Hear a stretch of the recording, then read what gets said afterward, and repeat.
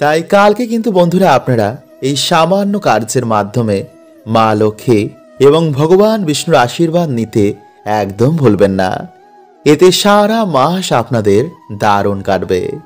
কারণ শাস্ত্র বলছে বন্ধুরা যে যার উপর মা লক্ষ্মী সদয় হন তাদের মান সম্মান অর্থ সুখ শান্তিতে বাড়ি ভরে ওঠে। এছাড়া বৈদিক শাস্ত্র অনুসার ভগবান শ্রীকৃষ্ণের অত্যন্ত প্রিয় 3টি মাসের মধ্যে এই মাঘ মাস অন্যতম। এই মাসে প্রাতঃ স্নান দান ভগবান শ্রীকৃষ্ণ মা লক্ষ্মীর পুজো অর্চনার বিশেষ মাত্র রয়েছে। তাই বন্ধুরা এই মাস চলাকালীন আপনারা বৃহস্পতিবার এবং শুক্রবার জলে সামান্য জিনিসটি মিশিয়ে আপনারা অবশ্যই স্নান করুন। এতে বিশেষ সৌভাগ্য লাভ হয়। এবং এই মাস চলাকালীন কিন্তু বন্ধুরা এই 6টি কার্যের পর ভুল করেও আপনারা পুজো অর্চনা বা ঠাকুর ঘরে প্রবেশ করবেন না বা ঠাকুর স্পর্শ করবেন না। এতে মা লক্ষ্মী গৃহ ত্যাগ করেন, বাড়িতে সৌভাগ্যের পথে বাধা সৃষ্টি হয়। তাই যদি বন্ধুরা আপনারা নতুন মাসকে সুন্দর করতে চান তাহলে অবশ্যই ভিডিওটি আপনারা পুরো দেখুন। বন্ধুরা এই পবিত্র মাসের সবথেকে গুরুত্বপূর্ণ কাজ হচ্ছে যে এই মাসে সকালে ঘুম থেকে উঠে আপনারা স্নান করে তুলসী মঞ্চে কিন্তু অবশ্যই জল নিবেদন করবেন। কারণ তুলসী সেবা ছাড়া কখনো কিন্তু সেই বাড়িতে মা লক্ষ্মী এবং ভগবান বিষ্ণুর কৃপা হয় না। এছাড়া প্রত্যেক দিন এই মাসে তুলসী পুজো এবং তুলসী সেবায় সেই বাড়িতে আয় উন্নতি এবং সৌভাগ্যে মা ভরিয়ে দেন।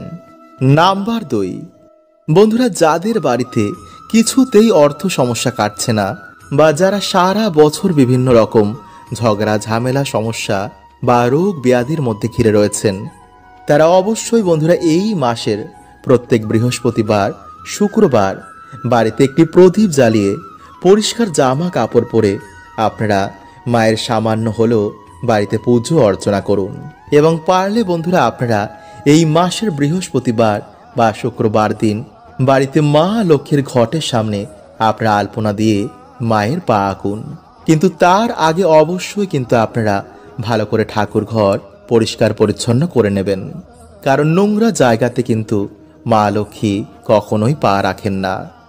নাম্বার 3, বন্ধুরা পারলে এই মাসের বৃহস্পতিবার দিন আপনারা অবশ্যই সন্ধ্যেবেলায় বা সকালবেলায় মা লক্ষ্মীর সামনে একটি ঘিয়ের প্রদীপ অবশ্যই জ্বালাবেন। এতে বন্ধুরা মানুষের দুর্ভাগ্য নাশ হয় এবং সৌভাগ্যের উদয় হয়। ফলে আগের তুলনায় আপনাদের আয় উন্নতি অবশ্যই বাড়বে।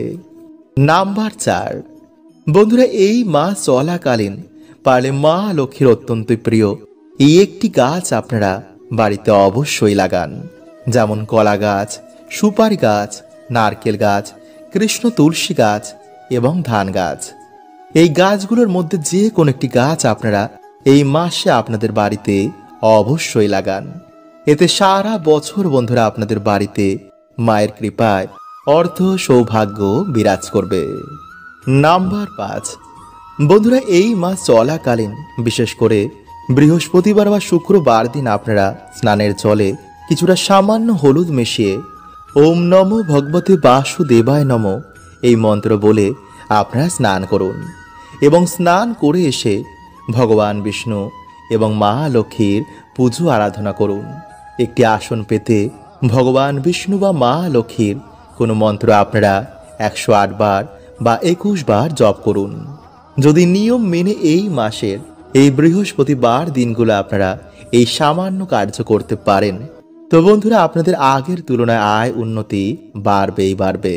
তাই এই মাস চলাকালীন বন্ধুরা আপনারা সামান্য গুড়ের পায়েস রান্না করে কোনো বৃহস্পতিবার দিন বা শুক্রবার মাকে অবশ্যই নিবেদন করুন। নাম্বার 7, আমলকি। বন্ধুরা এই মাস চলাকালীন এই ফল আপনারা ভগবান বিষ্ণু এবং মা লক্ষ্মীকে নিবেদন করতে একদম ভুলবেন না। কারণ এই মাসে বন্ধুরা এই ফল মাকে নিবেদন করা অত্যন্তই শুভ এবং অত্যন্তই ফলদায়ী।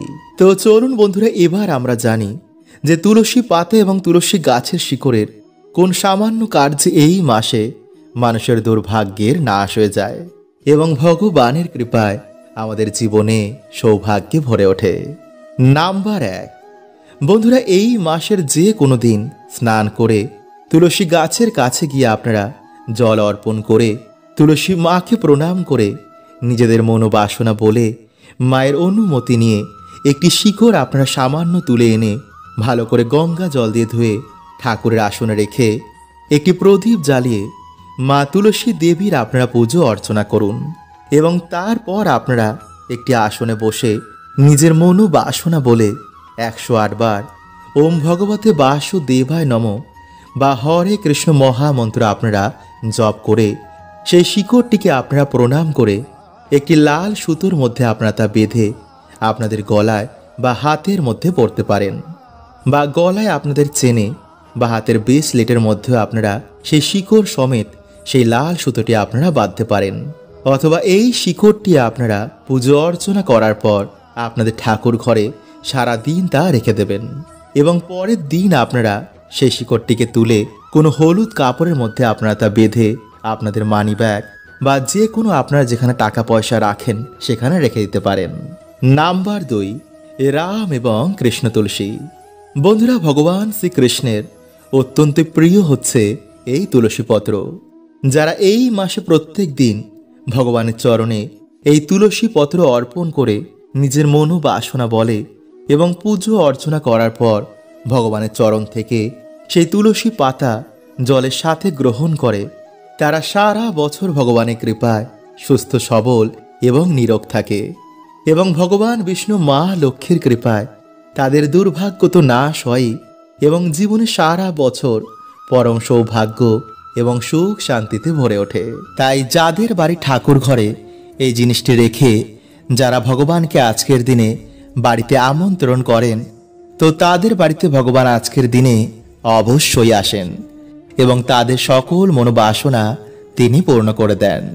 ফলে যেই বাড়িতে ভগবান শ্রী গণেশ আসেন সেই বাড়িতে মা লক্ষ্মীও তার সাথে আসেন এবং সমস্ত দেব দেবীরা সেই বাড়িতে নিবাস করেন। কিন্তু বন্ধুরা আপনাদের এই কার্যটি করার আগে কিছু নিয়ম অবশ্যই মানতে হবে।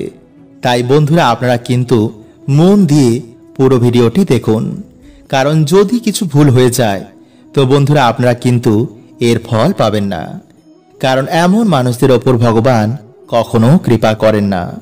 তাই বন্ধুরা ভিডিওটি একটি লাইক করে কমেন্টে হর হর মহাদেব ও জয় শ্রীকৃষ্ণ অবশ্যই লিখুন এবং সাথে আপনারা বলুন জয় শ্রী গণেশের জয়। নাম্বার 1, বন্ধুরা যদি আপনারা রাতে এই প্রক্রিয়াটি করেন তো বন্ধুরা রাতে আপনারা কিন্তু অবশ্যই নিরামিষ আহারই গ্রহণ করবেন, কারণ এমন শুভ কার্যের আগে এমন অশুভ কাজ না করাই ভালো।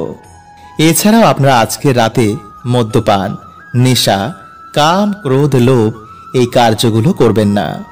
আজকে রাতে আপনারা ব্রহ্মচর্যের পালন করবেন। ভাববেন আপনাদের বাড়িতে ভগবান অতিথি হয়ে আসবেন। তাই আপনারা পরিষ্কার ধোয়া জামা কাপড় পরে ভালো করে হাত পা ধুয়ে বাড়িতে একটি ভগবান শ্রী গণেশের নামের একটি প্রদীপ ধরাবেন। এরপর আপনারা ভগবানের উদ্দেশ্যে লাড্ডু বা মোদক সাথে লাল ফুল এবং দূর্বা ভগবানকে অবশ্যই দেবেন। এরপর ভগবানের আরতি করে আপনারা ভগবানকে আপনাদের বাড়িতে আমন্ত্রণ জানাবেন। বলবেন, হে প্রভু, হে বিঘ্নহর্তা, হে সিদ্ধিদাতা, হে করুণাকর, হে দয়ার সাগর, হে পার্বতী নন্দন, হে প্রভু, তুমি আমাদের বাড়িতে এসে এই সামান্য ভোগটুকু গ্রহণ করে আমাদের দয়া করো। তোমার এই ভক্তের জীবন থেকে সমস্ত দুঃখ কষ্ট প্রভু হরণ করে নাও। যারা ছোট আছো তারা যদি এগুলো কিছুই জোগাড় করতে না পারো তো সামান্য হাত জোর করে ভগবানের কাছে দাঁড়িয়ে ভক্তি মনে প্রভুকে স্মরণ করো আর এই কথাটি বলো। এরপর রাতে যখন আপনারা ঘুমোতে যাবেন তখন আপনারা ভগবানের সামনেই মন্ত্রটি 3 বার পাঠ করবেন, আর তা হলো ভগবান শ্রী গণেশের গায়ত্রী মন্ত্র। ওম এক দন্তায় বিদ্মহে বক্রতুণ্ডায় ধীমহি তন্নো বুদ্ধি প্রচোদয়াৎ। বন্ধুরা এই মন্ত্রটি আপনারা টানা 11 দিন জপ করবেন। এতে আপনাদের জীবন থেকে সমস্ত দুঃখে নাশ হবে। জীবনে এত সুখ সমৃদ্ধি আসবে যা আপনারা কল্পনাও করতে পারবেন না। হরে কৃষ্ণা। ওম নমঃ শিবায়। জয় শ্রী গণেশের জয়।